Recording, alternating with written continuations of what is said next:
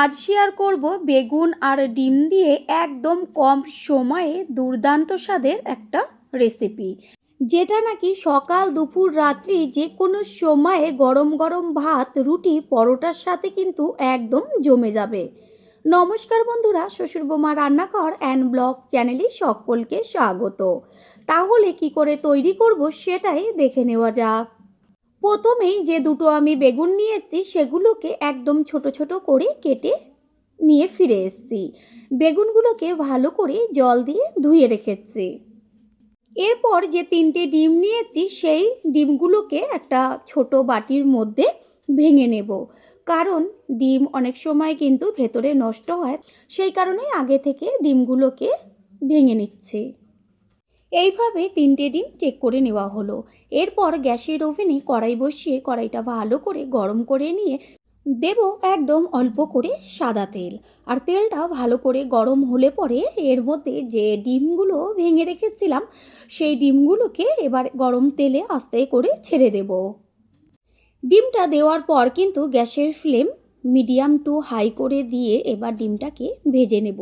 সামান্য একটু ডিমটা যখন হবে বেশ একটু হালকা অমলেটের মতন হতে শুরু করেছে, তার মধ্যে দিয়ে দিচ্ছি হাফ চা চামচ লবণ।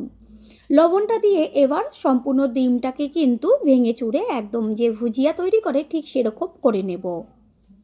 আমি এইখানে কোনো রকম হলুদ ব্যবহার করিনি, আপনারা চাইলে অবশ্যই হলুদ দিতে পারেন।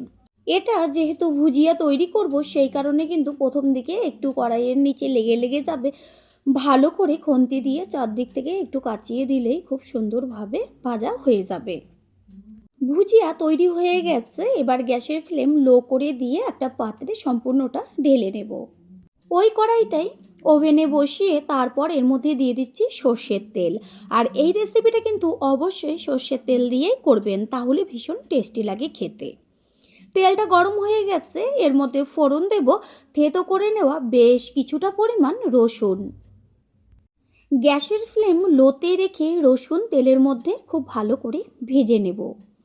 আর এইভাবেই যদি তেলের মধ্যে রসুন বেশ ভাজা হয় এত সুন্দর একটা গন্ধ আসে আর টেস্টি হয়, যেটা নাকি খাওয়ার পরেই বোঝা যায়। রসুনটা কিন্তু বেশ একটু লালচে হতে শুরু করেছে। এই পর্যায়ে এর মধ্যে দিয়ে দেব ঝালের জন্য বেশ কিছুটা পরিমাণ কাঁচা লঙ্কা, যে যেমন ঝাল খাবেন সেই অনুযায়ী ব্যবহার করবেন। এবার দিয়ে দেব কুচিয়ে নেওয়া পেঁয়াজ। পেঁয়াজের পরিমাণটা কিন্তু আমি একটু বেশি ব্যবহার করেছি। আর এই রেসিপিটায় পেঁয়াজ, রসুন আর হচ্ছে লঙ্কা একটু বেশি বেশি দিলেই কিন্তু ভীষণ টেস্টি লাগবে। এইভাবে পেঁয়াজ, রসুন, লঙ্কা গ্যাসের ফ্লেম লোতে রেখে ভেজে নেব। পেঁয়াজ সুন্দরভাবে ভাজা হয়েছে, বেশ একটা লাল লাল কালার চলে এসছে। এই পর্যায়ে এর মধ্যে দিয়ে দেব যে ছোট ছোট করে কেটে রেখেছি বেগুন, সেই বেগুনগুলো। বেগুনের সাথে সব কিছু একবার ভালো করে নেড়েচেড়ে নিয়ে দেব স্বাদ অনুযায়ী লবণ আর হচ্ছে কালারের জন্য হলুদ গুঁড়ো। লবণ আর হলুদ গুঁড়ো দেওয়ার পরে কিন্তু সব কিছু একবার ভালো করে নেড়েচেড়ে মিশিয়ে নিয়ে তারপরে ঢাকনা চাপা দিয়ে দেব তাড়াতাড়ি এটা সিদ্ধ হবার জন্য। কিছুক্ষণ বাদে ফিরে এসে কড়াইয়ের ঢাকনাটা সরিয়ে দিয়ে খুন্তি দিয়ে ওপর নিচ করে মিশিয়ে দেব, যেন নিচের দিকটা লেগে না যায়। এইভাবেই ঢাকনা চাপা দিয়ে দিয়ে রান্নাটা করে নিতে হবে। প্রথমবার যারা আমাদের চ্যানেল ভিজিট করছেন তাদের আন্তরিক শুভেচ্ছা ও অনেক ভালোবাসা। আমাদের রেসিপিগুলো যদি ভালো লেগে থাকে সাবস্ক্রাইব করে দেওয়ার অনুরোধ রইল ও পাশে থাকা বেল আইকনে ক্লিক করলে পরবর্তী ভিডিওগুলো সবার আগে আপনাদের কাছে পৌঁছে যাবে। বেগুন ভাজতে কিন্তু অনেকটা পরিমাণ তেল লাগে, তবে এই রেসিপিটা তৈরি করলে একদম অল্প তেল অল্প সময়ে দুর্দান্ত স্বাদের একটা রেসিপি পেয়ে যাবেন, এটা আমি গ্যারান্টি দিয়ে বলতে পারি। আর পুরনো বন্ধুদের সবসময় আমাদের পাশে এইভাবে ভালোবেসে থাকার জন্য অনেক অনেক অনেক ভালোবাসা। বেগুন সুন্দরভাবে সিদ্ধ হয়ে গেছে, এই সময় এর মধ্যে দেব একদম ছোট্ট ছোট্ট করে কেটে নেওয়া টমেটো আর হচ্ছে 1 চা চামচ জিরের গুঁড়ো, হাফ চা চামচ কাশ্মীরি লঙ্কার গুঁড়ো। এগুলোকে আরও একবার বেগুনের সাথে নেড়েচেড়ে নিয়ে তারপর কিন্তু আবার ঢাকনা চাপা দিয়ে দিতে হবে। আর টমেটো যেহেতু একদম ছোট ছোট করে কাটা আছে সেই কারণে বেশি সময় একদমই লাগবে না। 3-4 মিনিট বাদে ফিরে এসে ঢাকনাটা সরিয়ে দিয়ে দেখিয়ে দিচ্ছি যে টমেটোগুলো কিন্তু একদম মজে গেছে। বেগুনের সাথে একটুখানি মিশিয়ে নেব। সব কিছু খুব সুন্দরভাবে সিদ্ধ হয়ে গেছে। এই পর্যায়ে এর মধ্যে দেব যে ভেজে রেখেছিলাম ভুজিয়াটা, সেই ভুজিয়া দিয়ে তারপরে আবারও কিন্তু খুন্তি দিয়ে একদম সুন্দরভাবে নেড়েচেড়ে মিশিয়ে নিতে হবে। খাবার পাতে যদি এরকম একটা রেসিপি পাওয়া যায়, খাওয়াটা একদম জমে যাবে। টেস্ট আরও বাড়াবার জন্য এর মধ্যে দিয়ে দিচ্ছি অনেকটা পরিমাণ কুচিয়ে নেওয়া ধনেপাতা। এর মধ্যে ধনেপাতাটা ব্যবহার করার পর কিন্তু গ্যাস অফ করে দেব। তৈরি হয়ে গেল আজকের রেসিপি। আশা করি রেসিপিটি ভালো লাগলো। আর যদি ভালো লেগে থাকে একটা লাইকের পাশে থাকা হাইপ চিহ্নটা ও শেয়ার করতে কিন্তু একদমই ভুলবেন না।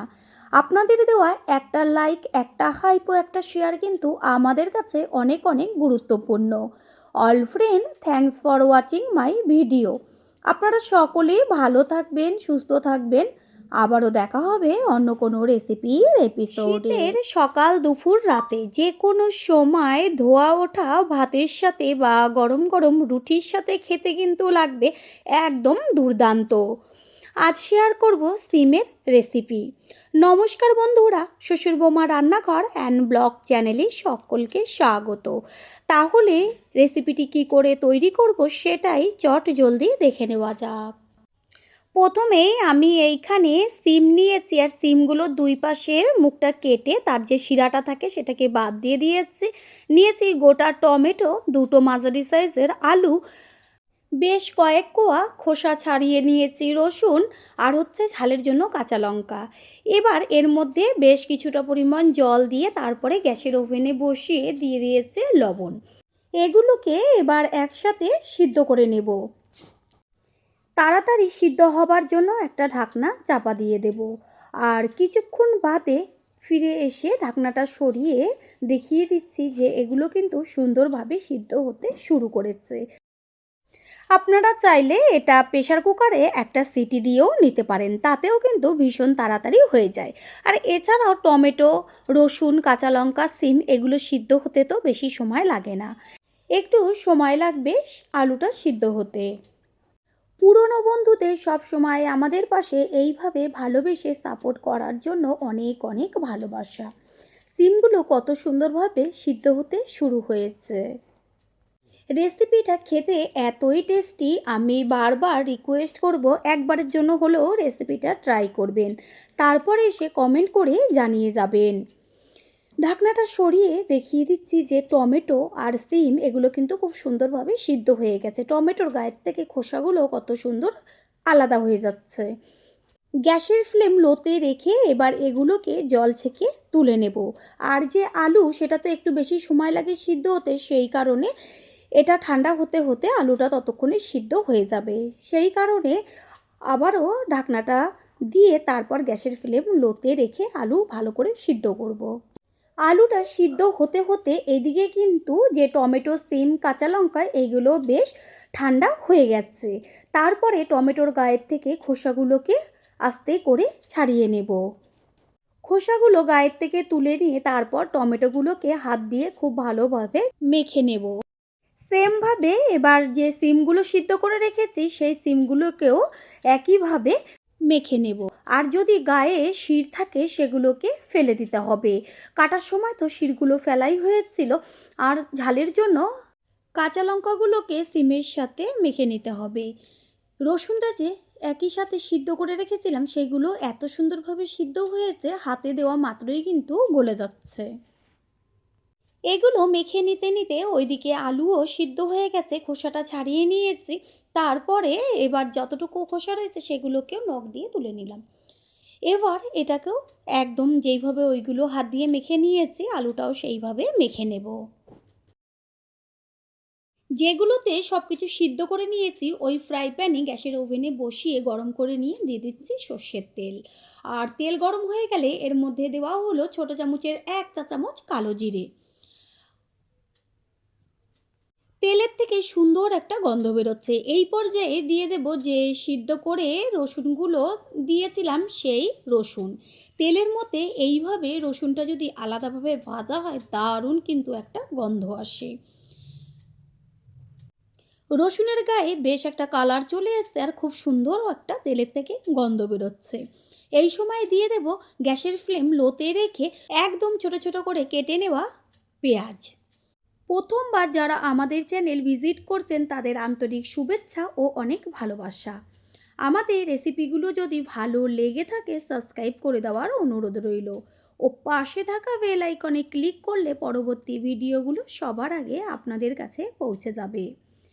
পেঁয়াজের মধ্যে দেব স্বাদ অনুযায়ী লবণ। লবণ আর পেঁয়াজ একসাথে নেড়েচেড়ে নেব। পেঁয়াজ কিন্তু একদম লাল লাল করে ভেজে নিতে হবে। যত ভালো ভাজা হবে গন্ধ তত সুন্দর হবে আর রেসিপির টেস্টটাও তত টেস্টি হবে। পেঁয়াজ পুরো লাল লাল করে ভেজে নেওয়া হয়ে গেছে। এই পর্যায়ে দিয়ে দেব যে টমেটোটা মেখে রেখেছিলাম সেই টমেটো, আর দেব ঝালের জন্য কাঁচা লঙ্কা। ঝাল যে যেমন খাবেন সেইভাবে দেবেন, তবে এই রেসিপিতে একটু বেশ ঝাল ঝাল হবে, সেটাই কিন্তু খেতে বেশি টেস্টি হবে। পেঁয়াজের সাথে এটাকে ভালো করে নেড়ে চেড়ে মিশিয়ে নিতে হবে। 3-4 মিনিট একটু ভাজা ভাজা হলে এর মধ্যে দেব কালারের জন্য হলুদ গুঁড়ো। আমি কোনো রকম লঙ্কার গুঁড়ো ব্যবহার করিনি, আপনারা চাইলে অবশ্যই একটু কালারের জন্য কাশ্মীরি লঙ্কার গুঁড়ো ব্যবহার করতে পারেন। তারপরে দেব যে সিমটা মেখে রেখেছিলাম সেই মেখে নেওয়া সিম, আর দেব আলু। এবার সব কিছু ভালো করে একসাথে গ্যাসের ফ্লেম একটু হাই করে দিয়ে তারপরে মিশিয়ে নিয়ে রান্না করে নিতে হবে। কোনো রকম যেন এর মধ্যে জল জল ভাব না থাকে, পুরো রান্না করে একদম কিন্তু শুকিয়ে ফেলতে হবে। এখানে দেখা যাচ্ছে যে কতটা কিন্তু শুকিয়ে নেওয়ার পর কিন্তু একদম অল্প হয়ে যাবে। যত জল টানবে ততই শুকিয়ে আসবে। এটা একদম বেশ একটু ভাজা ভাজা হবে, সেটাতেই কিন্তু বেশি টেস্টি হবে।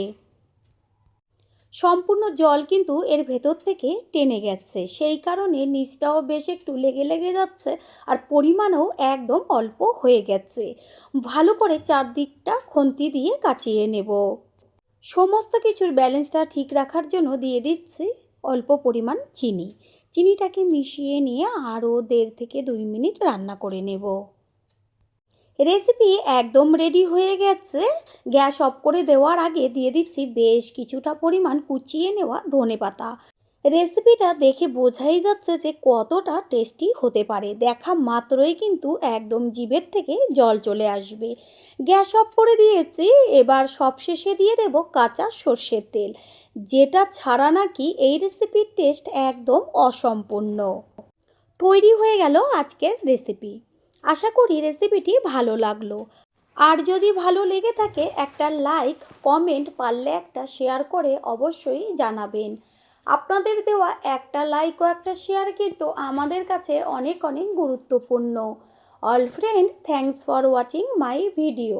আপনারা সকলে ভালো থাকবেন, সুস্থ থাকবেন। আবারও দেখা হবে অন্য কোনো রেসিপির এপিসোডে।